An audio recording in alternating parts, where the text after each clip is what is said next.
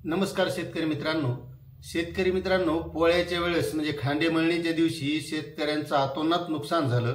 कारण अतिवृष्टी जितकी भयानक झाली त्यामुळे बुलढाणा जिल्हा असेल, हिंगोली जिल्हा असेल, नांदेड जिल्हा असेल, जालना असेल, औरंगाबाद, परभणी अशा या जिल्ह्यामध्ये इतकी अतिवृष्टी भयानक झाली, ढगफुटी झाली.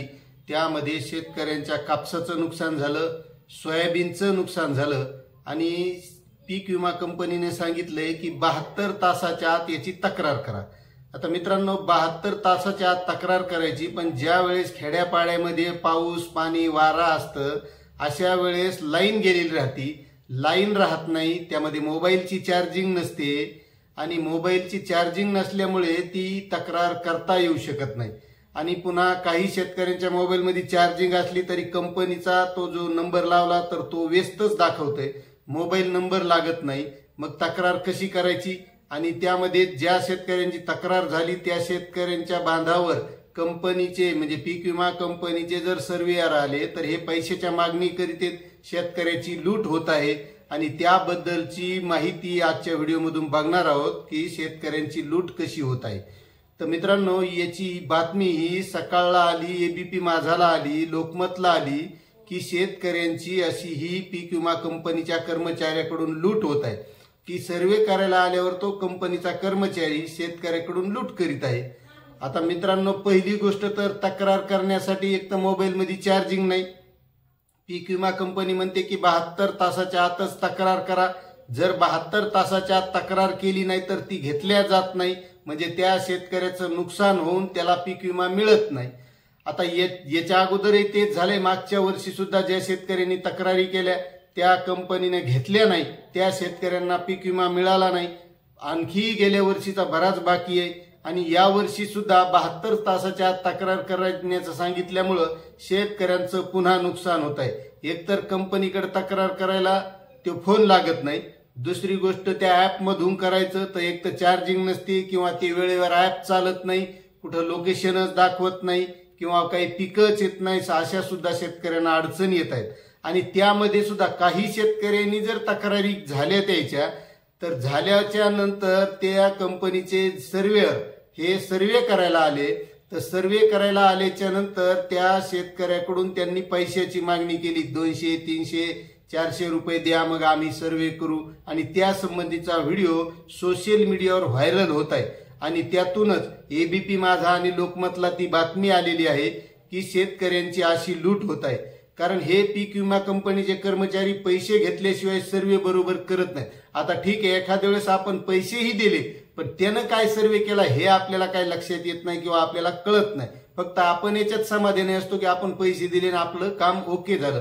पण शेतकरी मित्रांनो, एक लक्षात घ्या की आपण पैसे द्यायलो म्हणजे आपण त्याला लालूच दाखवायलो आणि ते मग प्रत्येक शेतकऱ्याकडून घेणार. म्हणून ज्या कर्मचाऱ्यानं पैसे मागितले त्याचा व्हिडिओ करा, त्याची तक्रार करा. कारण असे पैसे देऊन जर पीक विमा येणार असेल तर ज्याचं नुकसान झालंय त्याला येत नाही आणि ज्याचं नुकसान झालं नाही त्याला फायदा होतो. त्यामुळे कोणत्याच शेतकऱ्यानं या पीक विमा कर्मचाऱ्याला पैसे द्यायचे नाही आणि आपली तक्रार होईल तो लवकर करायची. आणि परभणी जिल्ह्यामध्ये जसं ऑफलाईन तक्रारी घेण्याचं काम सुरू झालेलं आहे तसंच प्रत्येक जिल्ह्यामध्ये सुद्धा व्हायला पाहिजे. कारण ऑफलाईन तक्रारी या कृषी विभागाकडे देता येतात, कृषी सहाय्यकाकडे देता येतात. म्हणून प्रत्येक शेतकऱ्यांनी सुद्धा कृषी विभागाशी संपर्क साधून त्यांना ऑफलाईन तक्रारी घेण्यासाठी तयार केलं पाहिजे. त्यांना निवेदन दिलं पाहिजे की आमच्या ऑफलाईन तक्रारी घ्या. एक तर ते फोन लागत नाही आणि फोन लागत नाही पुन्हा ते ऍप चालत नाही. मग शेतकऱ्यांनी तक्रार करायची कुठं? आणि तक्रार नाही केली तर उद्या ती पीक विमा कंपनी बोलू देणार नाही. आतापर्यंत तेच झाले, शेतकऱ्याची अशीच लूट झाली आहे, शेतकऱ्याला पीक विमा मिळालेला नाही. कारण अशा जर गोष्टी होत गेल्या मग शेतकऱ्यांचा जो पीक विमा भरलेला आहे, जरी शेतकऱ्यांनी 1 रुपया भरला असला, शासनानं ते सगळे पैसे भरलेले आणि शासनानं भरले तर ते काही खिशातून नाही भरले, सर्वसामान्य शेतकऱ्याचेच पैसे आहेत ते. त्यामुळे शेतकऱ्यांनी सुद्धा ही काळजी घेतली पाहिजे की ते पैसे आपलेच आहेत. जरी आपल्या खिशातून आज नाही गेलेले तर ते कराच्या माध्यमातून आपलेच पैसे गेले. त्यामुळे कृषी विभागाशी संपर्क साधून त्यांच्या ऑफलाईन तक्रारी घेण्याला भाग पाडलं पाहिजे. हे प्रत्येक शेतकऱ्यांनी केलं पाहिजे. आपण असं घरी बसून करीन कोणीतरी किंवा शासन करीन किंवा कोणी केल्यावर मग बघू असं नाही. गावातल्या प्रत्येक शेतकऱ्याने एकत्र व्हायचं, सगळ्यांना ग्रुप करायचा आणि कृषी विभागाशी संपर्क करायचा, त्यांना निवेदन द्यायचं की ऑफलाईन तक्रारी घ्या आमच्या. त्यावेळेसच मित्रांनो त्या शेतीचं नुकसान झालेली आपली भरपाई मिळेल, नसता मिळणार नाही. जशी मागच्या वर्षीचे 75% आजपर्यंत अडकलेलेच आहेत, 25% मिळालेत, तसेच हे या वर्षीचं तीच परिस्थिती होईल. आता ठीक आहे, यंदा निवडणुका आहेत म्हणून थोडं शासन काळजी घेते, कारण त्यांनाही पुढे सत्तेत यायचं, निवडणुका असल्यामुळे प्रत्येकाला काळजी लागते शेतकऱ्याची. पण मित्रांनो हे झालं या वर्षीचं, निवडणुका आहेत म्हणून, पण पुढच्या वर्षी पुन्हा काय. त्यामुळे आता शेतकरी राजानंच या गोष्टीसाठी तयार व्हायला पाहिजे, एकत्र व्हायला पाहिजे आणि या गोष्टी स्वतः आपण एकत्र येऊन सगळ्यांना मिळून करायला पाहिजे.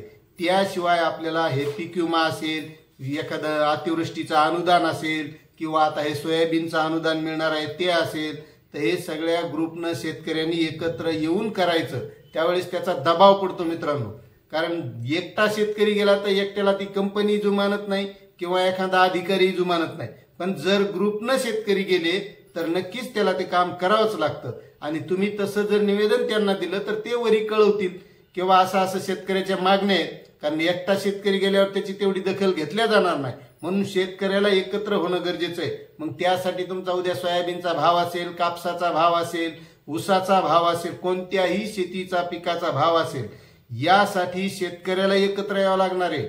नुसतं आता शासन देईल, करील, पाहिल किंवा कोणीतरी करील हे न करता शेतकऱ्यांनी एकत्र होणं गरजेचं आहे. जोपर्यंत शेतकरी एकत्र होणार नाही तोपर्यंत शेतकऱ्यांना एक तर भाववाढीचा फायदा होणार नाही, पीक विम्याचाही फायदा होणार नाही किंवा जे असे काही अनुदान येतात अतिवृष्टी झाल्यावर त्याचा सुद्धा फायदा होणार नाही. त्यामुळे अशा कंपनीच्या कर्मचाऱ्याला कोणीही पैसे देऊ नका आणि जर मागणी केली तर त्यांचा व्हिडिओ करा, त्यांची तक्रार करा, कारण त्याशिवाय पर्याय नाही मित्रांनो. जर अशी शेतकऱ्यांची लूट होत असेल तर मग शेतकऱ्यांच्या पदरात काय पडणार हा खरा प्रश्न आहे. त्यामुळे व्हिडिओ आवडला असेल तर लाईक करा, इतर मित्रांना शेअर करा आणि चॅनलवर नवीन असाल तर सबस्क्राईब करा. भेटूया अशात नवीन माहितीसह नवीन व्हिडिओमध्ये.